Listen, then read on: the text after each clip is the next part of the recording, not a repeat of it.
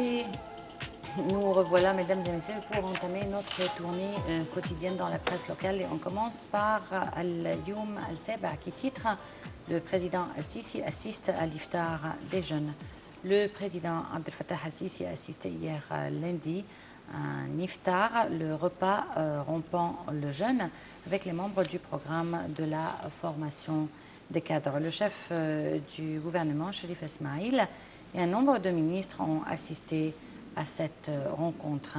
Avant l'iftar, Al-Sisi a prononcé un discours devant les 500 jeunes qui ont assisté à ce rassemblement.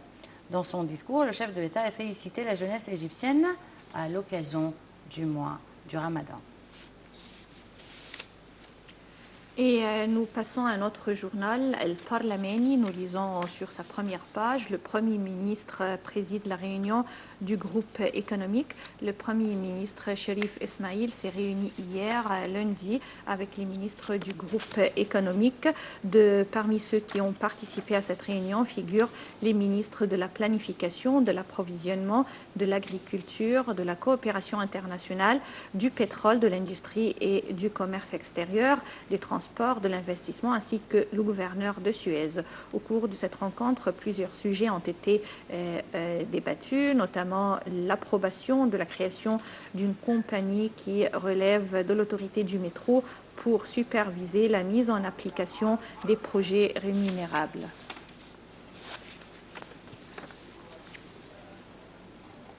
Al-Masri Lyoum écrit aussi « Égyptaire annonce une indemnisation de 25 000 $ pour chaque famille des victimes du vol MS 804 ». Les familles des 66 victimes de l'Airbus A320 d'Égyptaire tombé en mer Méditerranée il y a un mois recevront une première indemnisation de 25 000 $ chacune. Selon le président de la compagnie égyptaire, Safwat Moussallam, cette somme d'indemnisation ne préjuge pas des compensations financières qui seront versées ultérieurement par les assurances en fonction des responsabilités des différents acteurs impliqués et qui doivent encore être déterminés par l'enquête. Le versement doit se faire après l'émission des certificats de décès et de la déclaration de succession pour chaque famille.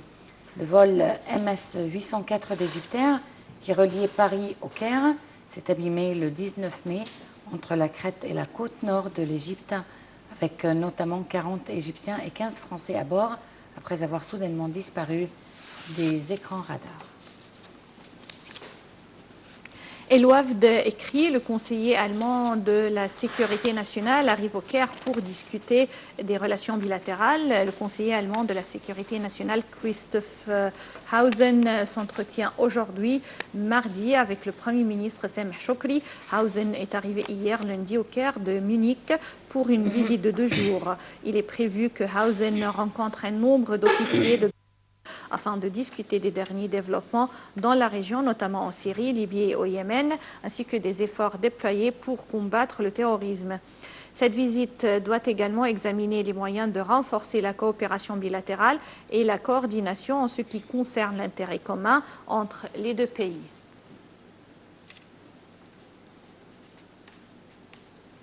Le quotidien Al-Wafd écrit aussi les exercices navals conjoints égypto-français Cléopatra 216 ou Cléopâtre 2016 débutent.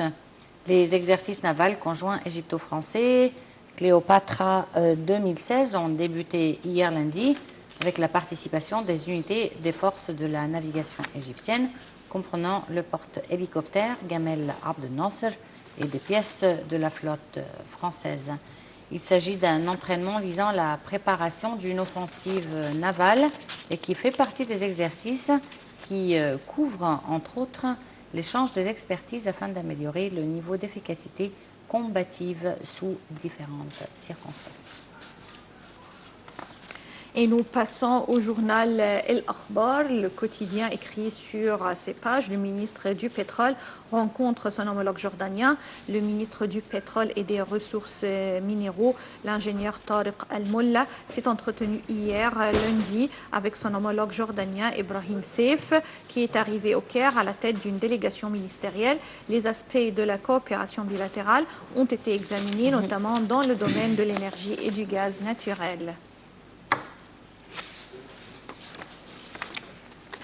Et terminons par Al-Yom Seba qui écrit « Les forces syriennes progressent vers un fief de Daesh Tabqa ». Les forces syriennes appuyées par l'aviation de la Russie ont progressé vers la localité de Tabqa au nord et son aéroport militaire contrôlé par le groupe terroriste Daesh. C'est ce qu'a indiqué l'Observatoire syrien des droits de l'homme, l'OSDH. Les combattants du régime se trouvent actuellement à 7 km de l'aéroport de Tabqa, dans la province de Raqqa, au nord. En raison des nombreuses attaques des terroristes, l'armée était restée plus d'une semaine coincée à 15 km de l'aéroport. Et pour plus de détails concernant cette situation en Syrie, on vous propose tout de suite un commentaire. Les terroristes ont infligé un revers aux forces du régime syrien en les chassant de la province septentrionale de Raqqa après une contre-offensive qui a fait des dizaines de morts en 24 heures. Les pro-régimes ont été contraints à revenir dans la province de Hama au sud.